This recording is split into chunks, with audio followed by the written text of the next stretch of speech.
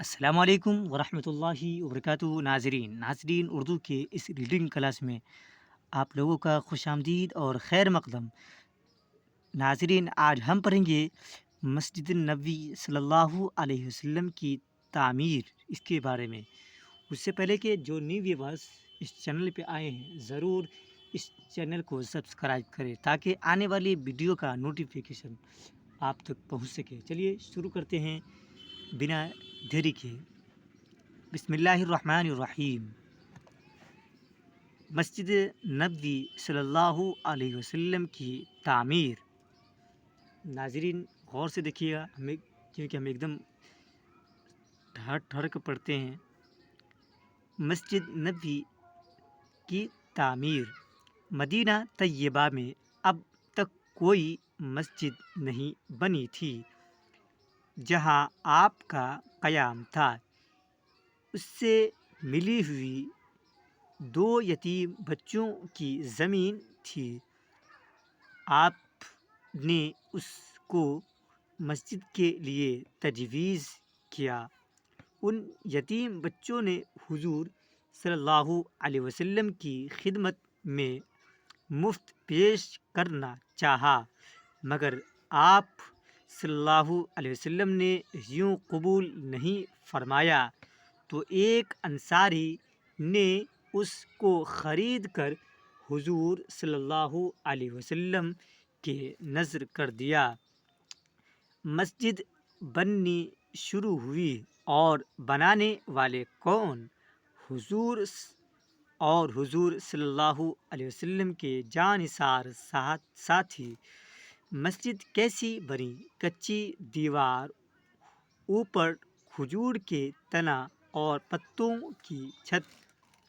یہ ہمارے سرکار دو عالم صلی اللہ علیہ وسلم کی مسجد تھی جس کے نمازی خود ہی اس کے مزدور بنے. اسی مسجد میں تمام مسلمان جماعت کے ساتھ نماز پڑھتے تھے اور اپنے آقائے دو جہاں کی صحبت اور نصیحتوں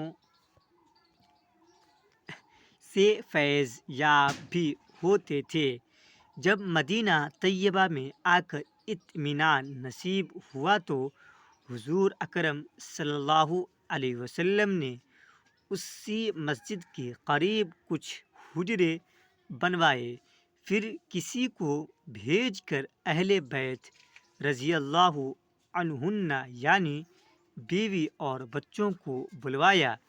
ایک حجرے میں آپ کی صاحبزادی حضرت فاطمہ زہرا رضی اللہ عنہا اور آپ کی بیوی حضرت سودا رضی اللہ عنہا نے قیام فرمایا. حضرت ابو بکر رضی اللہ عنہ کے صاحبزادے حضرت عبداللہ رضی اللہ عنہ بھی اپنی ماں بہنوں کے آگے آ گئے. حضرت ابو بکر رضی اللہ عنہ کی صاحبزادی حضرت عائشہ رضی اللہ عنہا کا نکاح حضور صلی اللہ علیہ وسلم سے مکہ معظمہ میں ہو چکا تھا. یہاں آ کر رخصتی ہوئی اور وہ مکے سے رخصت ہو کر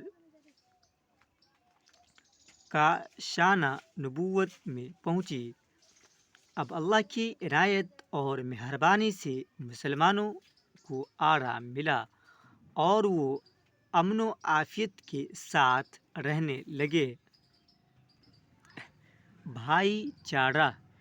مہاجرین اللہ کے لیے اپنا عزیز اور مقدس وطن، اپنا گھر بار، اپنی کھیتی باڑی، اپنا تجارتی کاروبار، حتیٰ کہ اپنے بیوی بچوں کو چھوڑ کر خالی ہاتھ نکل پڑے تھے. اب ضرورت تھی کہ ان کے رہنے کے لیے گھر اور کمانے کے لیے کمائی کے اسباب مہیا کیے جائیں. حضور صلی اللہ علیہ وسلم نے اس کا انتظام فرمایا. انصار اور مہاجرین کو ایک دوسرے کا بھائی بنا دیا یعنی بھائی چارہ کرا دیا. مدینہ طیبہ کے مسلمان اللہ رسول رسول اللہ صلی اللہ علیہ وسلم کی محبت میں سرشار تھے۔ حضور صلی اللہ علیہ وسلم کے ہر ارشاد اور ہر حکم پر سر تسلیم خم کر دیتے تھے اور دل سے قبول کرتے تھے، اور پھر انہیں دین سے بھی محبت تھی تو دینی بھائیوں سے محبت ہونا لازمی تھا۔ اس وجہ سے انہوں نے اس محبت اور بھائی چارے کو خوب ہی نبھایا۔ ہر انصاری نے اپنے مہاجر بھائی کو اپنا حقیقی بھائی سمجھا، اپنے آدھے مال اور گھر کا ان کو شریک بنایا، اور پھر نسل در نسل یہ محبت قائم رہی۔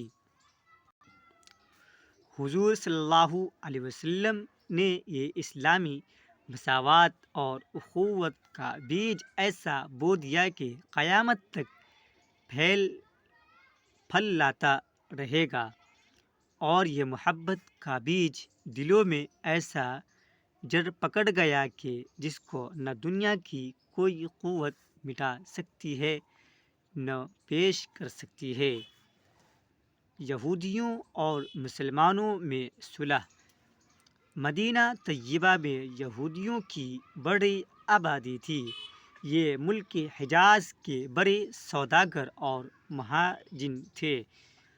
قبیلہ اوس اور خزرج میں ہمیشہ لڑائی رہتی تھی، اور اپنی روز روز کی لڑائی سے تھک گئے تھے، چاہتے تھے کہ کسی کو اپنا بادشاہ بنا لے تاکہ ایک جتھا قائم ہو جائے اور یہ روز روز کے جھگڑے مٹے۔ بس انہوں نے عبداللہ بن ابی کو بادشاہت کے لیے تجویز کیا۔